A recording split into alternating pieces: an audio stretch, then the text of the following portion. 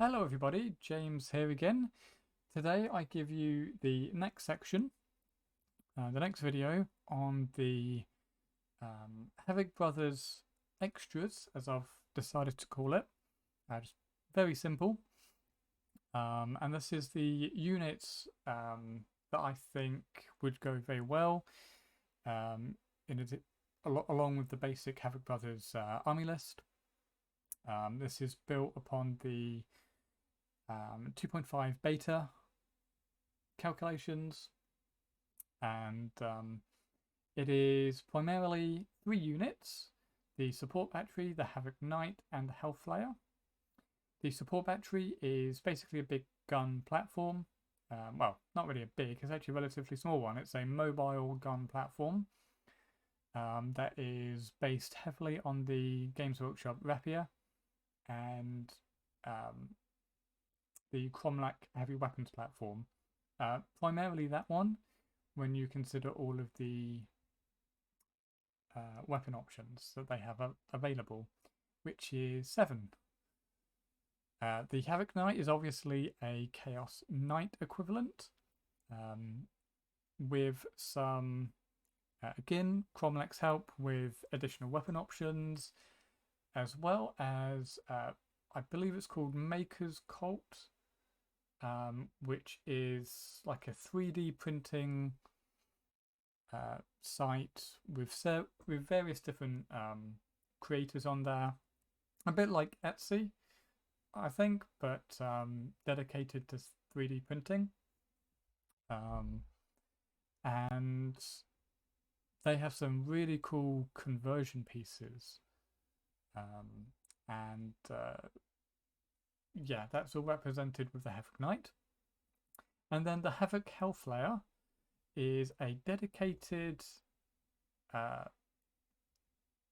flyer that effectively it's like an interceptor type sort of thing, that is supposed to go after other aircraft and just demolish them.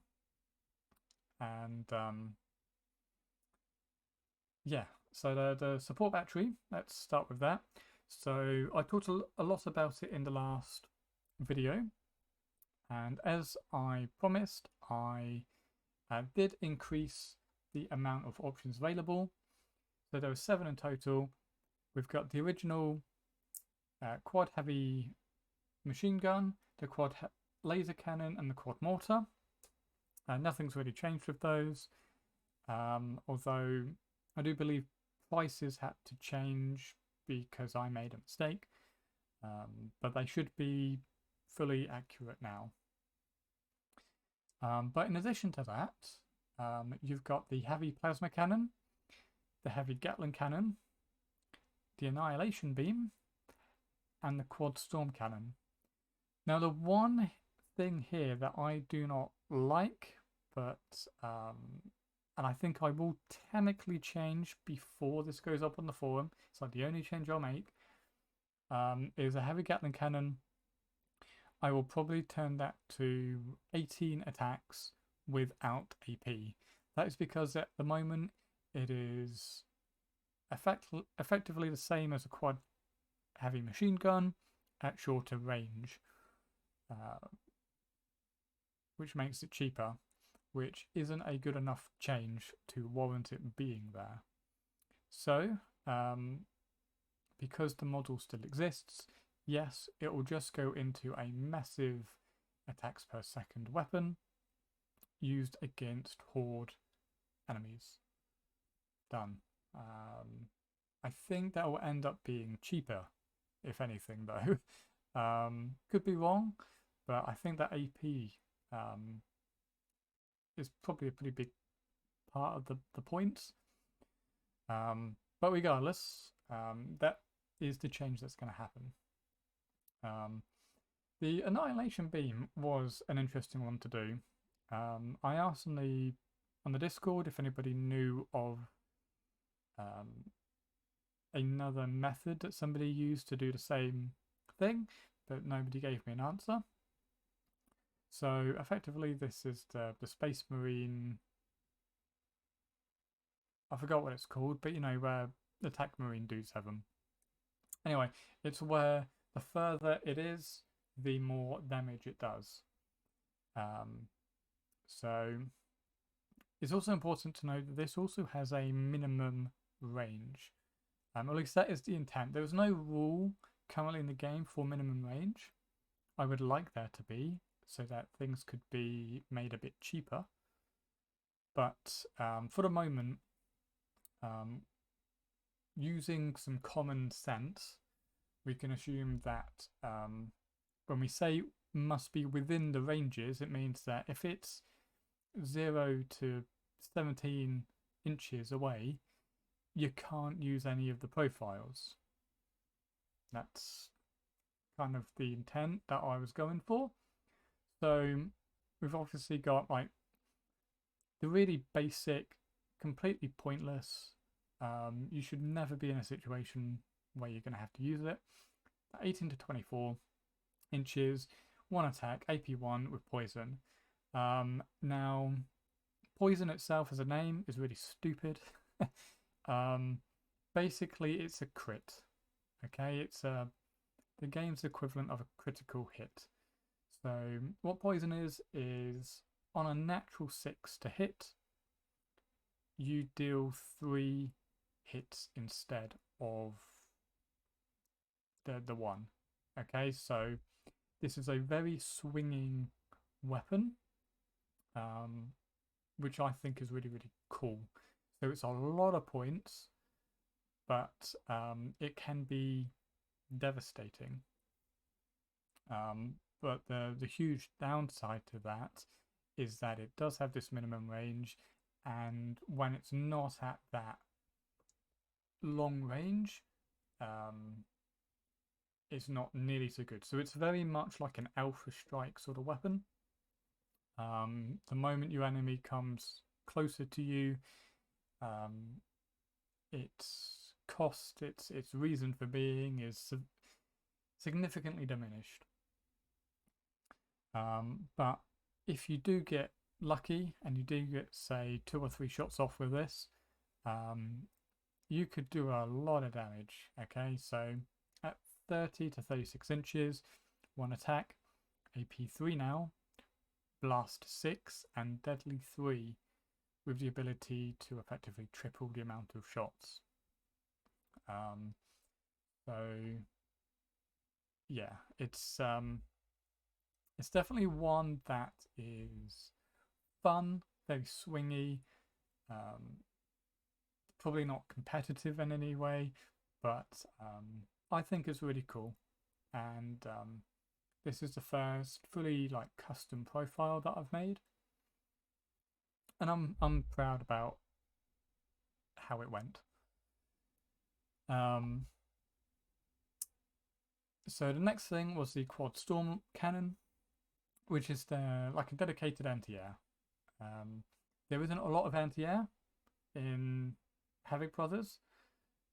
I can think of basically missile launchers are anti-air, and that's about it.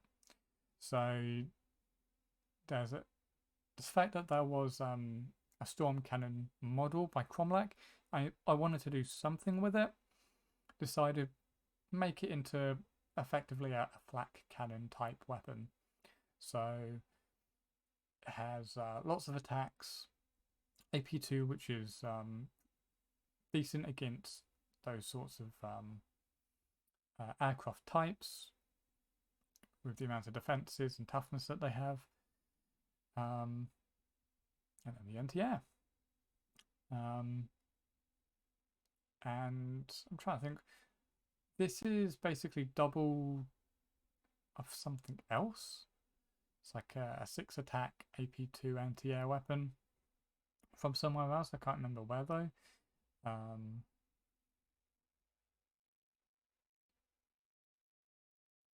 But it's similar to the quad AA guns for the Havoc Hellflyer. So before we get into that, so one last thing is that on the manned crew, no, don't do that. There we go. The melee is almost free. So depending on what you take, a very small melee attack ended up being free in the points calculations. So I decided to add it because there are supposed to be additional models. They don't necessarily have weapons, they're there to crew the big weapon. So I didn't give them any additional, like the heavy rifle, what most of them use. Didn't give them that. But it's basically a free attack, so there you go, take it.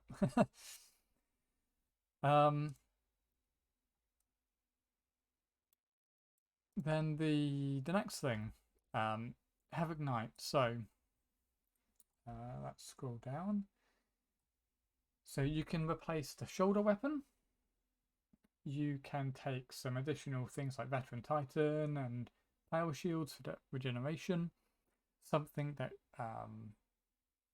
they are expensive, but for something that is already expensive, they're definitely nice things that you can take if you have the points available.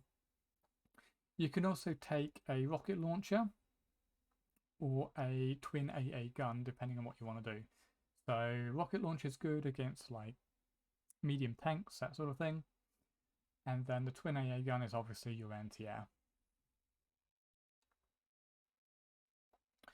This is where the Maker's Colt comes in.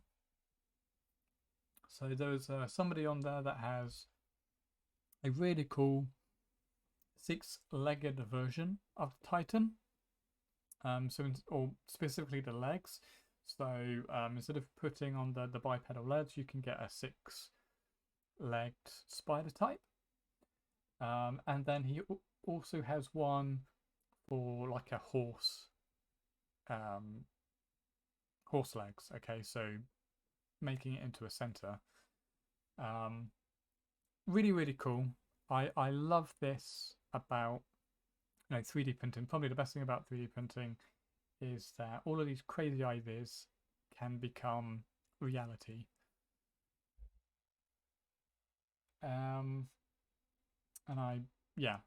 It's this.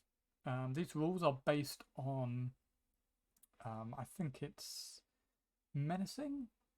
I think who was doing these updated lists. So yeah, he's the one to thank for that, because otherwise I wouldn't have known about it.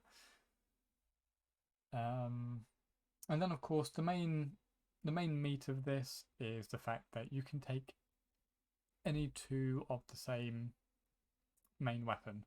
Okay, so if you want to make it a melee powerhouse, you could you could keep it as is, but you could also just have 2 Titan swords or 2 claws, whichever you want. But you can also take a whole host of ranged weapons, so Gatling cannons, pulse lasers, fusion cannons, and battle cannons in their Titan variants. So it makes it very customizable. Now, typically, these lists would have like multiple different variants. There's like whole different units. Personally, I really hate that. I think people should be able to just design whatever thing they want and be done with it. So that's what I've tried to go for. You can make any Titan that you want. When I eventually update this, because there's a couple of things I do want to add, but I think this is good as is for the moment, is that Forge World actually has a couple extra weapons. So they have like a special claw looking weapon, and they have a weird range weapon as well. So I want to get that implemented somehow. Now, lastly, we have the dedicated flyer. So As I said, it is its ideal target is other aircraft, but naturally, that is a solid weapon. It can be used against like any other ground target. Target attacks AP2, the max range. So really, really good, really, really solid. It is very expensive though, as like a single model, especially our toughness 6 model, very expensive. Currently doesn't have any upgrades or variations. I just wanted something that was different than the Hell Chicken, or whatever it's called in the in OnePageRules. I don't think that's a proper flyer, but I know that's probably me being a bit pedantic, but I don't like it. I really don't like the Hell Chicken. I don't like the model. And I just wanted to give people something a bit more like of a traditional aircraft. The Hell Chicken is more about getting into melee, like a really fast melee character. At least it is in 40k. But it also seemed to be similar in OnePageRules as well. So, regardless, I'm really proud of all three of those units. I wouldn't mind hearing feedback in the comments of any potential suggestions that you have. And thank you very much for watching this. Cannot say just how awesome this system is, though. Before we head off, it's really cool that this is available for the regular player to figure out and play with their friends. Homebrewing was a huge part of my early 40k gaming. That sadly went out of fashion. I think for some reason went more of a competitive route. So there are far less people doing homebrews. Really sad, but yeah, I'm really glad that we can do it now. So yeah, thank you very much for watching. Have a great day.